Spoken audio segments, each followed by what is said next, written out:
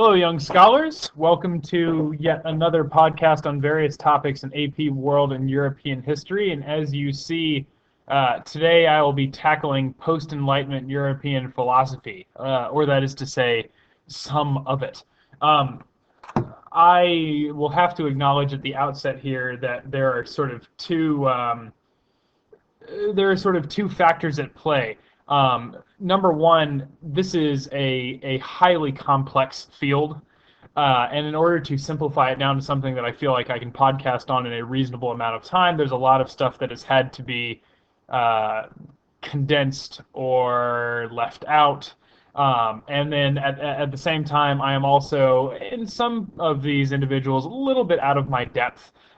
So I'm trying also not to go past what I'm really capable of talking about, at least semi-intelligently. So this is a field that is really fascinating, really interesting. I would highly encourage you to read more if you have if you are given the chance.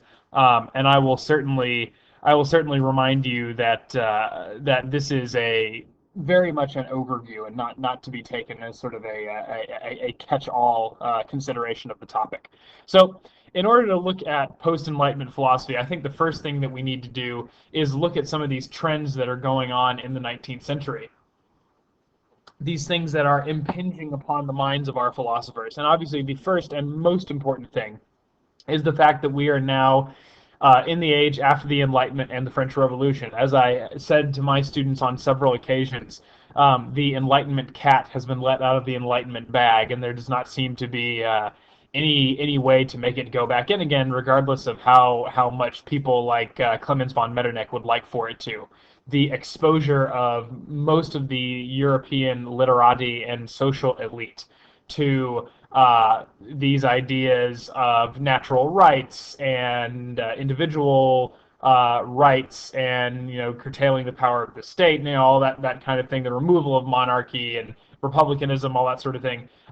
Those are certainly ideas that are going to be impinging on the rest of 19th century European thought, and even the people who are rejecting that in some ways are operating under this sort of new paradigm that is established by the Enlightenment at the end of the 18th century. Also, we need to consider the notions of industrialism, of nationalism, of romanticism. Again, these are new ideas that are fundamentally reshaping the worldviews and the belief systems, and indeed the sort of experiences of a lot of Europeans. The developing notion of class consciousness, the growing intellectual and economic strength of the middle classes, all these things that are sort of going on are game changers very much. And then, of course, finally, the concept of Darwin, evolution, the subsequent development of social Darwinism that comes from that. These are all things that we need to keep in mind as we are looking at all these 19th century philosophers, because it's very much shaping the world in which they live, whether they choose to agree with it or not. Now, in terms of looking at the 19th century philosophers, I sort of tend to think of them in a couple of groups. I think, number one, of philosophers that are continuing the Enlightenment. And that is, of course, not to say that they wholesale accept every single notion that the Enlightenment put forward, but I mean to say that they're continuing to think in some similar ways. And in looking at that, I really need to point out two British philosophers, that is to say, Jeremy Bentham, who you see here on the left, looking very sort of Ben Franklin-y, and John Stuart Mill. And obviously, my students, I know we've read a good deal of John Stuart Mill already, so you should have a passing familiarity with him at least. These are gentlemen that are proponents of a philosophy called utilitarianism. And utilitarianism is essentially the notion that something that is good is something that leads to happiness for the most number of people, the most happiness for the most people. So in other words, a law or an idea or an action is only good if its consequences are good. That's important. Unlike, say, some of our medieval Christians who would have argued, well, there are certain things that are good because we have been told by Jehovah and by the church that they are good, regardless of whether or not it ends up helping anybody. These utilitarian philosophers are going to say, no, it really sort of depends on the consequences of the actions, and it must be that which leads to the most good for the most number of people, or for the largest number of people. This is largely sort of established by Bentham and continued by Mill. Bentham, by the way, really, really interesting guy, British gentleman, legal thinker. He is one of the first British men to begin calling very loudly for equal rights to women, and incidentally, he is one of the first people in Europe to really seriously, as far as I'm aware at least, consider advocating equal rights for people of alternative sexualities. He wanted, for example, to see homosexual behavior decriminalized in Britain, which obviously would not happen for many years. But he is starting to have that conversation, at least with himself. Some of those works he considered to be a little too radical. He didn't publish them, but we know that he's thinking it and he's heading that direction. And then, of course, John Stuart Mill, very much cut of the same cloth. We talked about the fact that he is a proponent of individual rights so long as they do not interfere with the operation and the safety of the greater population, all that kind of thing. And again, this is not to say that these gentlemen wholeheartedly sort of support the Enlightenment. Bentham, in fact, really objected to the notion of natural law. But I think that when we look at this notion of utilitarianism, this idea that good leads to the most happiness for the most people, that is a notion that very much fits in with sort of the rationalism of Enlightenment thought. So, moving on, we could not talk about philosophy in the 19th century without mentioning Marx and Engels. And you'll notice I actually have both of their pictures here. Two philosophers, both alike in beardliness.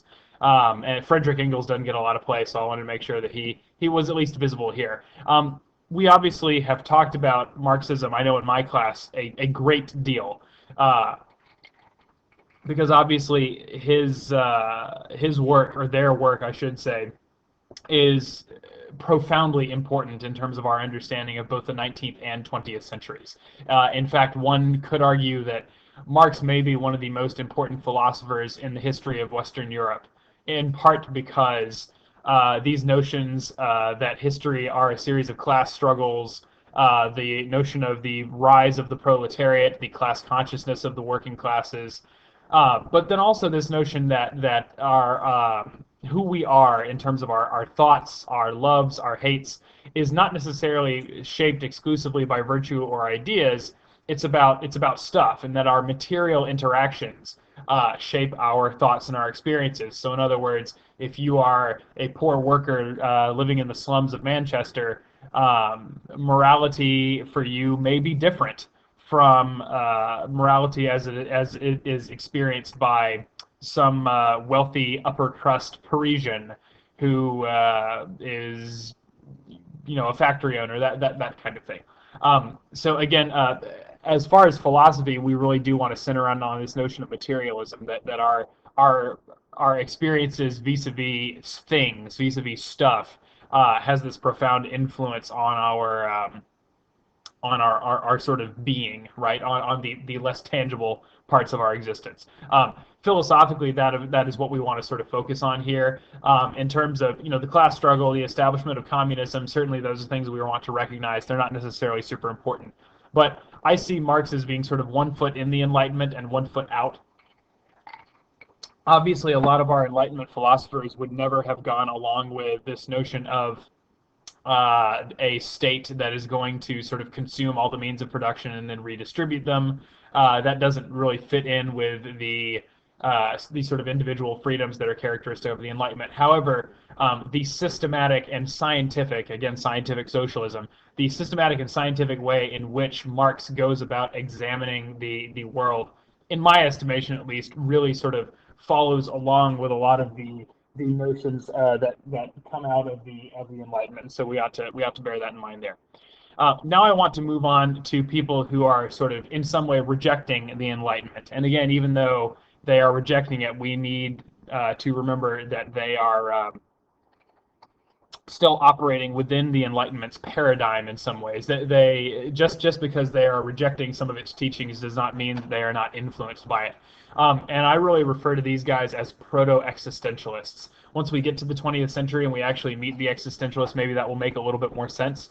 But I think of the next two individuals I'm going to discuss as people who are drawing us in that direction. And I would like to start with this gentleman named Soren Kierkegaard. Soren Kierkegaard is a Danish fellow, and actually you'll notice he cuts a rather striking and dashing figure. He would have been a great buddy for Errol Flynn. For those of you who are familiar with his work in films in the in the 30s. So Soren Kierkegaard, Danish guy. Really interesting fellow, actually. Seems to have had two great passions. One of which was going walking around his home in the city of Copenhagen, and as he, or Copenhagen, I should say. And as he was walking around Copenhagen, he talks a lot about how it was good, not just for him to be able to sort of get up and take a walk in the morning and get a stretch in, so to speak, exercise his legs, get some fresh air, but also how important he felt it was to interact with people on his walks. He basically more or less said, this is a good thing because it gives the homeless guy who lives 4 streets over needs somebody to talk to. And as part of my walking routine, I'm going to pass by, I'm going to say hello to him. This is part of the way that I am engaging and participating in the rest of the world. I want to meet everybody. I want to know everybody. Like, this is how I sort of get to know humanity, is through these walks. Kierkegaard is going to sort of reject both the teachings of the church and the rationalism of the Enlightenment, the notion of natural law, in part because he's going to say they both ignore the importance of personal choice. The church obviously has been arguing for centuries that the commandments that were brought down by Jehovah, the grace that is given to us via the death and resurrection of Christ, all of these things put us into a position where God has offered up a moral system to us, and it is up to us to sort of follow that system. He says that doesn't work for me. He also doesn't buy the whole, well, we do all these things. These are the rules of morality because it's part of natural law. And maybe not God, but sort of the universe, the natural order of things. The Newtonian nature of the mathematical sort of formulation of the universe draws us to behave in certain ways and to expect certain things. He says, no, there's got to be an element of personal choice and an element of commitment. People choose their own moralities to a certain degree, and so that individual personal choice, that need for sort of personal decision making, personal reflection, cannot be ignored. He further is going to argue that essentially that we need to re-examine man's relationship with God.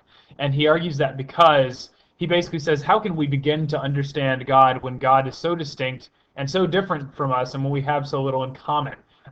Human beings are limited in their ability to both act and perceive their world, whereas God is unlimited. He is omniscient, he is omnipotent, and furthermore, human beings are mortal, so they experience the world in a very specific way for a specific amount of time, whereas God is eternal. God is not, is not limited by the amount of time that he has available. That kind of thing. And so how can we begin to understand a being that is so unlike us? Now, my next proto-existentialist is a gentleman named Friedrich Nietzsche. Nietzsche is Well, he's an interesting fellow, to be certain. He is a German scholar and a man who, because this is the 19th century, is possessed of a fulsome and most excellent mustache. He's actually going to go a step further than Soren Kierkegaard. He's going to say God is dead. He actually says this in one of his books. And Nietzsche is a guy who, gosh, how do I want to put it? He's a person who has sort of a strange life. He suffers from depression.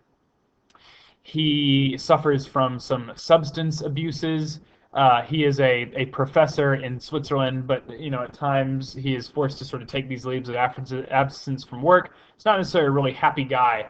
And in his malaise, in his depression, he arrives at this notion that God is dead, and by that he meant that sort of the traditional pillars of the European worldview, our Christianity, our reliance on the paradigm established by sort of our Greco-Roman philosophers like Plato, Aristotle, so on, were insufficient to generate meaning. Well, like we cannot simply view our lives through that lens, particularly in the modern world where so many of these changes that have been wrought by industrialism and nationalism, and like the game has changed, and we can no longer look to these old dead people and their works to explain to us what is going on. In fact, he's going to go further and say there is no overarching meaning. There is no one single answer.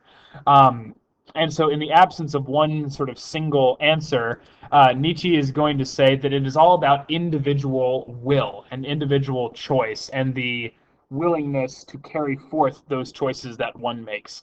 And to that end, he essentially argues that there's sort of two kinds of people.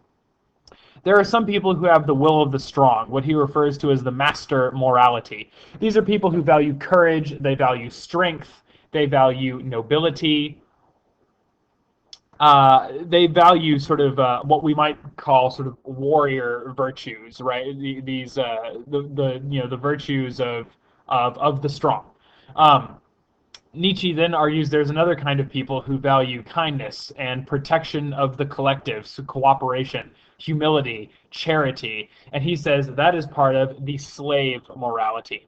And he argues that one of the biggest problems in European society is that with the spread of Christianity through the Roman Empire, Christianity sort of mistakenly managed to force that slave morality, the humility, the charity, the protection of the collective, the kindness, on the rest of the Western world. And Nietzsche argued this couldn't last. And he says that because, and this is in some ways a very enlightenment notion, but in some ways very, very not. He argues that when the slave morality doesn't overcome or conquer the master morality, all it does is make slaves of everyone. So when we get so caught up, this is Nietzsche believes, in sort of looking after others and protecting others, and even I think he would probably argue in the modern world things like being overly concerned about political correctness, overly concerned about making sure that everybody is treated fairly, then all it does is, as he put it, make slaves of everyone. So we might say that when we worry so much about protecting the miserable, then it just makes everybody equally miserable. And so Nietzsche argues that what will eventually happen is this notion of Christianity is going to be rejected because, again, God is dead, and that the master morality will come to dominate society. And the people who have that strong will are going to become the Übermensch, the master race. This is a race of people that, unlike the way Hitler characterizes it, is not going to be determined by your ethnicity. It's literally going to be determined by your willpower. When the Übermensch, when the sort of Superman realizes that he can do whatever he wants because he can make those individual choices and then back it up with his own strength and with his own power, that is when we are going to get back to this world where the master morality will dominate. He actually looked at the Roman Empire as a case where that was true, right? The Roman army that valued these virtues of strength and courage was sort of dominating over these slave peoples and so forth and so on. And he says that is what is eventually going to happen again. This race of supermen who have the will to make everybody else sort of go along with what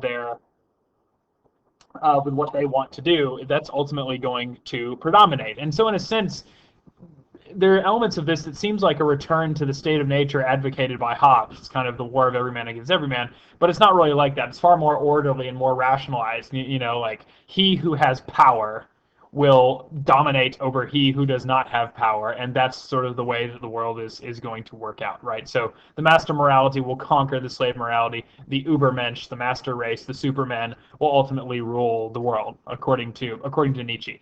And again, this is a philosophy that's going to be sort of hijacked by people like the Nazi Party in Germany in the 1930s and used. Obviously, there's a lot of sort of social Darwinism that is potentially at work here with this notion of sort of one master race, all that kind of stuff. So we'll talk about that a little bit more down the road.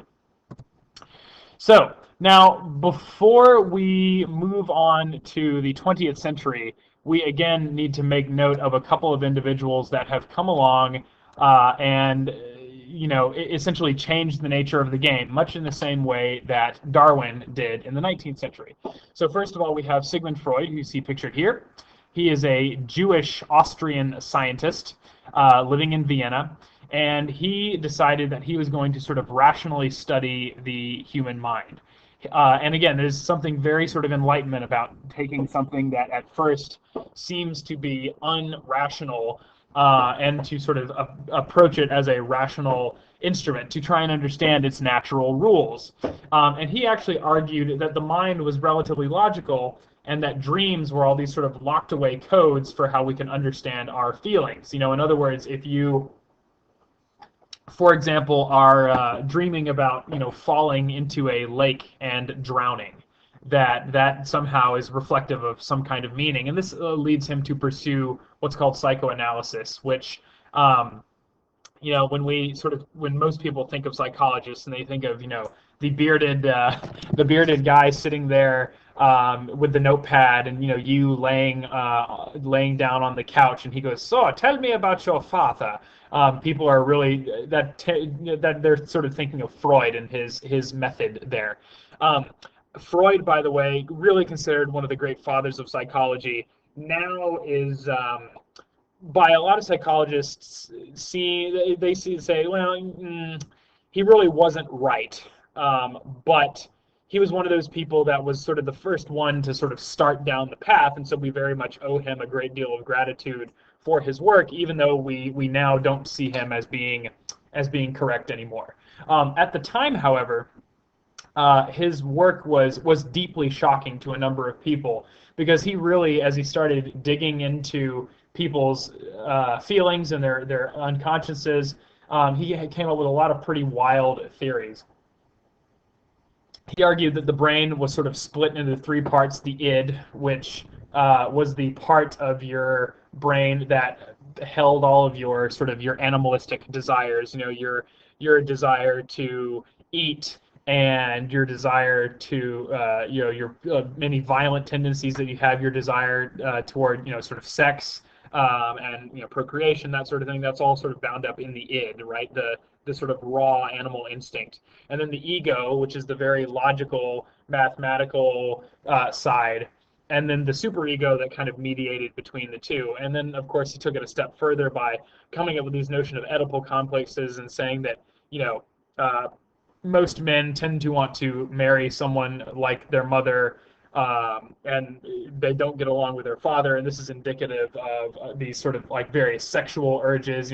Freud kind of argued in the same way that Marx argued that everything went back to sort of money and material interaction. Freud argues that sort of everything somehow goes back to sex and goes back to stuff that's going on in the id. And so particularly for these sort of late Victorian Europeans, this notion that we're all secretly motivated by our sort of animal desires was very, very shocking. But again, it is very much sort of a game changer. And then, of course, Einstein and Heisenberg in the early 20th century are coming up with all these notions that sort of challenge the Newtonian model of the universe. And again, this is another sort of slap in the face to the scientific revolution and the Enlightenment, who came along and said, no, the world can be understood in these very convenient, mathematical, rational ways. And Einstein and Heisenberg come along with a lot of stuff that says, well, yeah, but there's some stuff that's going on under the surface that sort of proves that none of that is necessarily true. Obviously, Einstein talks about the theory of relativity, that physics changes as you approach the speed of light. And then Heisenberg also develops this notion called the Heisenberg principle, which argues that the more you know about an object's position, the less you know about its momentum, and all that sort of stuff. Such that, again, it really sort of challenges these basic notions of physics, and starts us down the road to understanding things like quantum mechanics, for example, but really forces us to sort of question all these things that we thought were just these easy, simple rules that we could believe in. Now, this combined with the fact that around the time these guys are doing their work, is when we have World War I happen. And World War I, because it was so cataclysmic in Europe, because it led to so much death and so much suffering, and because it seems to have accomplished so little, really sort of shook Europe to its intellectual core. All these things that we thought we believed in, like monarchy and free trade and democracy and nationalism and industry and this sort of belief that, like, the sort of innate faith in human progress and rationalism, all of these things led us into this terrible, horrible conflict where millions of people died and nothing seems to have been accomplished, and therefore that really sort of shook Europeans. It sort of left them looking for a new way to perceive the world, much in the same way that we saw with the rise of say Buddhism after the fall of the Han Dynasty in China, right? When your whole world is sort of bound up in this set of beliefs, and then your world falls apart, what does that say about what you had been putting your faith in? And so this, combined with Freud and Einstein and Heisenberg and some of those guys, is forcing us to ask that question of, what now? What do we believe in now? And you see this in the art too, with the development of Dada, with the development of Cubism, Surrealism, which we're going to talk about as a separate issue in my class, if we have not already. So in the 20th century, then, we have sort of, and again, this is a very small wedge of the overall pie, but there are sort of three philosophies that come out of this that I want to look at. First, there is nihilism. And nihilism comes from the Latin nihil, which means nothing. And so really the argument here is there is no meaning, there is no purpose, there is no morality. It rejects the rationalism of the Enlightenment. It also rejects the emotion of romanticism and nationalism, and basically says none of it matters. There's no meaning. We're all just kind of here floating in the malaise, and there's nothing really to be drawn from it. Why even worry thinking about it?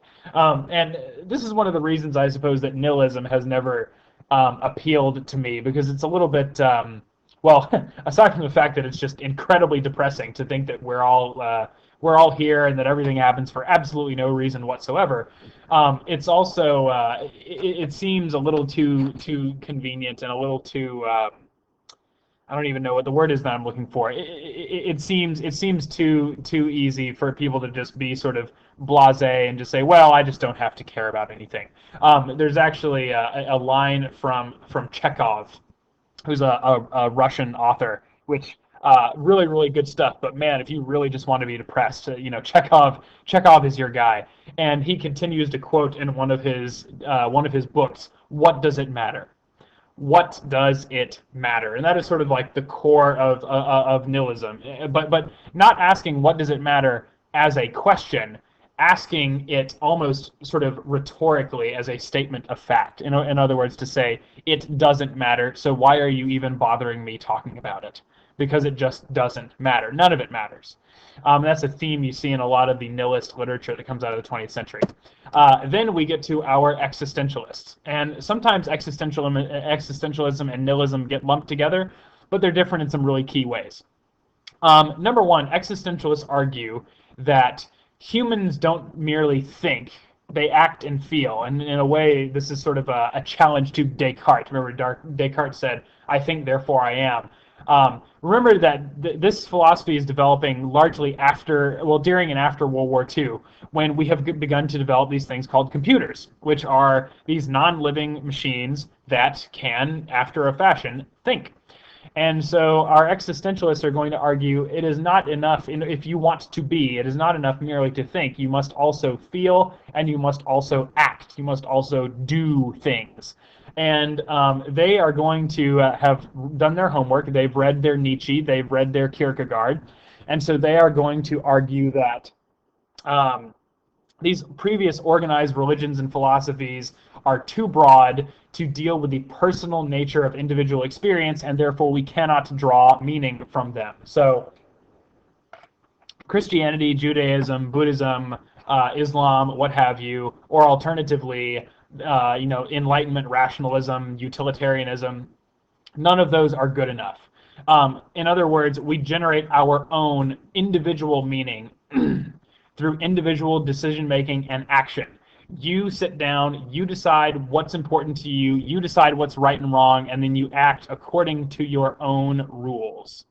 Um, and this is sort of crucial to the way the way that existentialists are going to view the world, because here's the thing. Um,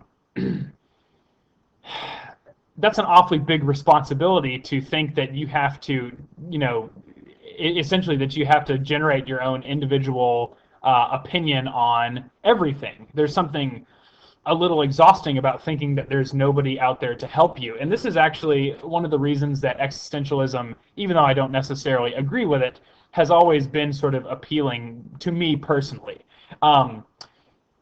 Existentialists, the way that I've always characterized it when I talk to my students is there's nothing out there, but we badly wish there was. Existentialists tend to very much be searching for meaning. There's a lot of angst, there's a lot of confusion in existentialism, and there's a great deal of, in the absence of a guiding force, in the absence of being able to rely on the morality of Christianity, the rationalism of the Enlightenment, that sort of thing, how can I know that I'm right?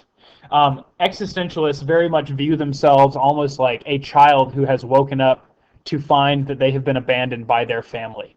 And they want so badly for that meaning to be out there, and the sort of whole point of the existential existence is to sort of struggle to find your way in this sort of intellectual darkness on your own, right? There's a sadness. They want there to be a meaning out there, but they argue that you have to find it for yourself. You have to generate it on your own. And they argue that in doing so, you must be authentic. You have to create your own rules, and then you have to follow them. Right? So we must think, we must act, we must feel. And that all has to be done personally. Nobody else can tell you how to get there.